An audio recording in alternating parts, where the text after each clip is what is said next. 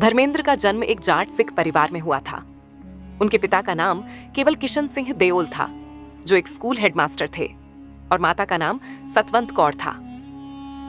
धर्मेंद्र का बचपन सादगी और ग्रामीण वातावरण में बीता। वे एक साधारण किसान परिवार से थे और उन्हें शुरू से ही हिंदी सिनेमा का बड़ा आकर्षण था। धर्मेंद्र ने अपनी स्कूली पढ़ाई पंजाब के संगरूर जिले के फगवाड़ा और लुधियाना के आसपास के इलाकों से की। उन्होंने इंटरमीडिएट तक की पढ़ाई की, लेकिन पढ़ाई में ज्यादा रुचि न होने के कारण जल्दी ही नौकरी और फिल्मों में भाग्य आजमाने की सोची। धर्मेंद्र को ब्रेक मिला 1958 में, जब उन्होंने film fair new talent Hunt प्रतियोगिता में भाग लिया और जीत हासिल की। इसके बाद उन्होंने मुंबई का रुख किया। पहली फिल्म दिल भी तेरा हम भी तेरे 1960 शुरुआत में उन्होंने रोमांटिक और गंभीर भूमिकाएं की, जैसे बंदिनी 1963, अनुपमा 1966 और सत्यकाम 1959, जहां उनके अभिनय को आलोचकों ने खूब सराहा। 1970 के दशक में धर्मेंद्र ने एक्शन हीरो के रूप में खुद को स्थापित किया और उन्हें एक्शन किंग कहा जाने लगा। प्रमुख फिल्में शोलाय, वीरू के किरदार में अमर बन गए, यादों की बारात, धर्मवीर, चुपके, रखवाला, द बर्निंग ट्रेन, सीता और गीता आदि उन्होंने करीब 300 से ज्यादा फिल्मों में काम किया और वे हिंदी सिनेमा के सबसे लोकप्रिय और मेहनती अभिनेताओं में गिने जाते हैं। धर्मेंद्र का असली नाम धर्म सिंह देओल है। वे पंजाब के एक सिख जाट परिवार से थे और अपने युवावस्था में बेहद साधारण जीवन जीते थे। उस समय वे फिल्मों से दूर थे और गांव के सामान्य युवक की तरह ही रहते थे। यहीं उनके जीवन में प्रकाश कौर का आगमन हुआ। प्रकाश कौर भी पंजाब की ही रहने वाली थी और एक पारंपरिक सिख परिवार से ताल्लुक रखती थी। जब धर्मेंद्र की उम्र महज 19 वर्ष की थी, तभी उनके परिवार ने प्रकाश कौर से उनकी शादी तय कर दी। यह अरेंज मैरिज थी, लेकिन शादी से पहले ही दोनों के बीच पारिवारिक मेल मिलाप और आपसी जान पहचान के चलते स्नेह और अपनापन पैदा हो चुका था। वह जमाना ऐसा था जहां प्रेम विवाह आम नहीं होते थे और घर वालों की मर्जी ही प्राथमिक होती थी। धर्मेंद्र और प्रकाश कौर की शादी 1954 में हुई, जब धर्मेंद्र फिल्मों में आए भी नहीं थे। उस समय वे एक मामूली नौकरी कर रहे थे और फिल्मी दुनिया का सपना पाल रहे थे। प्रकाश कौर ने एक पारंपरिक भारतीय गृहिणी की तरह अपना घर संभाला और धर्मेंद्र के संघर्ष में साथ दिया। जब धर्मेंद्र मुंबई आए तो वे बहुत संघर्षों से गुजरे। कई दिनों तक स्टूडियो के बाहर लाइन लगाना, छोटे छोटे रोल के लिए प्रयास करना, ये सब उनकी जिंदगी का हिस्सा था। उस दौरान प्रकाश कौर ने उनका मनोबल बढ़ाया और परिवार की जिम्मेदारी को निभाया। उनकी शादी से 4 बच्चे हुए। 1 सनी देओल, अजय सिंह देओल, 2 बॉबी देओल, विजय सिंह देओल, 3 अजीता देओल, 4 विजेता देओल। प्रकाश कौर एक बेहद घरेलू और मीडिया से दूर रहने वाली महिला रही। उन्होंने हमेशा अपने परिवार को प्राथमिकता दी और धर्मेंद्र के अभिनय करियर में कभी दखल नहीं दिया। जब धर्मेंद्र का फिल्मी करियर ऊंचाइयां छूने लगा और वे बॉलीवुड के बड़े स्टार बन गए, तब उनकी जिंदगी में कई अभिनेत्रियां आईं, लेकिन सबसे ज्यादा चर्चा हेमा मालिनी के साथ उनके प्रेम संबंध की हुई। ये बात प्रकाश कौर के लिए भावनात्मक रूप से बेहद कठिन रही, लेकिन उन्होंने कभी सार्वजनिक रूप से कुछ नहीं कहा। यह बयान उनके धैर्य, त्याग और पारिवारिक मूल्यों को दर्शाता है। धर्मेंद्र ने प्रकाश कौर को कभी तलाक नहीं दिया, बल्कि इस्लाम धर्म अपनाकर हेमा मालिनी से दूसरी शादी की। बावजूद इसके उन्होंने प्रकाश कौर और अपने पहले परिवार की जिम्मेदारियों को पूरी तरह निभाया। आज भी वे अपने दोनों परिवारों के साथ संपर्क में रहते हैं। धर्मेंद्र और प्रकाश कौर की प्रेम कहानी कोई फिल्मी प्रेम कथा नहीं थी, बल्कि एक पारंपरिक, पारिवारिक और सामाजिक जिम्मेदारियों से भरी हुई सच्चाई थी। प्रकाश कौर धर्मेंद्र के जीवन की वह नींव थी, जिनके बल पर उन्होंने बॉलीवुड में कदम जमाया।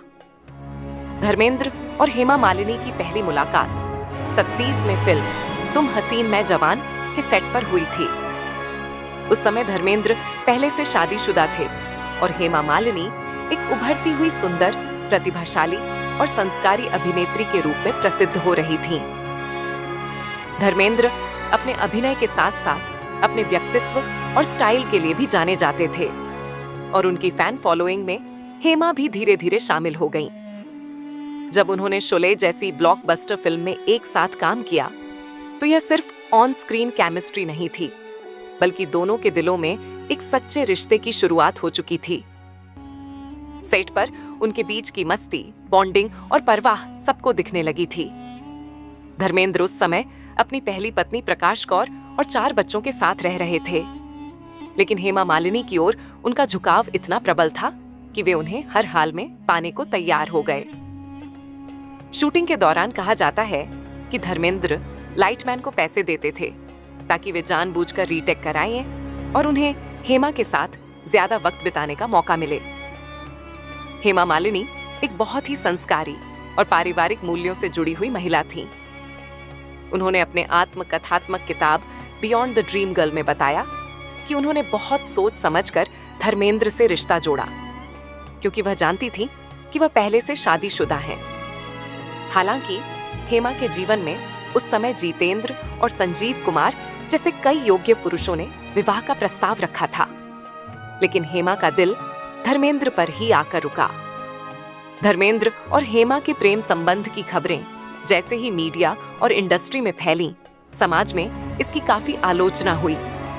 प्रकाश कौर ने धर्मेंद्र को तलाक देने से मना कर दिया। हेमा के परिवार ने भी पहले इस रिश्ते का विरोध किया, विशेष रूप से उनके पिता। लेकिन समय के साथ हेमा की मां ने इस रिश्ते को स्वीकार कर लिया। हेमा मालिनी ने धर्मेंद्र से कोई जल्दबाजी नहीं की। उन्होंने अपने रिश्ते को समय दिया, पर निभाया पूरे समर्पण के साथ। प्रकाश कौर से तलाक न मिलने की स्थिति में धर्मेंद्र ने 1979 में इस्लाम धर्म कबूल किया। धर्म परिवर्तन कर उन्होंने दिलावर खान नाम अपनाया ताकि वह हेमा मालिनी से शादी कर सके। हेमा ने भी इस्लाम धर्म अपनाया और आयशा बी नाम रखा गया। उनकी शादी बहुत ही सादे ढंग से हुई और मीडिया से छिपा कर रखी गई थी। हेमा मालिनी और धर्मेंद्र की 2 बेटियां हैं। 1 ईशा देओल, जन्म 1981, अभिनेत्री और भरतनाट्यम डांसर। 2 अहाना देओल, जन्म 1985, क्लासिकल डांसर और इवेंट ऑर्गेनाइजर। हिस्सा जिया, जबकि वे अपने पहले परिवार की जिम्मेदारियां भी निभाते रहे। यह एक असामान्य लेकिन संतुलित संबंध था, जिसमें हेमा ने कभी प्रकाश कौर या उनके बच्चों के खिलाफ कोई टिप्पणी नहीं की। आज भी धर्मेंद्र और हेमा मालिनी साथ हैं। हेमा राजनीति में सक्रिय रहीं और मथुरा से सांसद बनी। वहीं धर्मेंद्र भी कुछ वर्षों तक संसद में रहे। वे अक्सर सार्वजनिक कार्यक्रमों में एक साथ नजर आते हैं और उनकी जोड़ी आज भी दर्शकों के दिल में बसी हुई है। धर्मेंद्र और हेमा मालिनी की प्रेम कहानी बॉलीवुड की सबसे चर्चित, विवादित लेकिन गहरी प्रेम कहानियों में गिनी जाती है। ये कहानी सिर्फ प्रेम की नहीं, बल्कि समाज की बंदिशों, पारिवारिक मर्यादाओं और जीवन के निर्णयों की कहानी भी है। दोनों ने अपने अपने तरीके से इस रिश्ते को निभाया और आज तक उसका मान रखा।